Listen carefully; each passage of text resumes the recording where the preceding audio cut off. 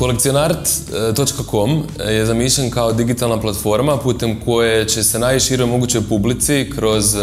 web stranicu društvene mreže prezentirati mladi hrvatski vizualni umjetnici koji zapravo nisu imali svoj neki dom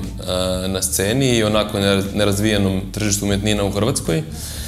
Međutim, to je kroz 1,5 godinu dana postojanja Kolekcionarta preraslo u jedan skup različitih kanala kroz koje mi djelujemo, između ostalog i kroz ovu fizičku galeriju u kojoj se nalazimo,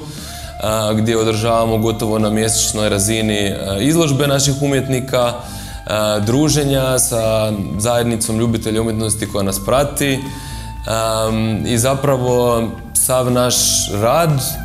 se vrti oko toga da s jedne strane tim mladim umjetnicima damo priliku da od svog rada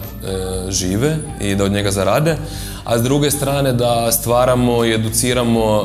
publiku koja možda nije toliko zainteresirana za umjetnost, ali kroz sadržaj koji je prilagođen društvenim mrežama i onom tipu sadržaja, to jest formatu koji oni inače konzumiraju u svom svakodnevnom životu, ovo postaje dio njihovog svakodnevnog procesa otkrivanja novih informacija.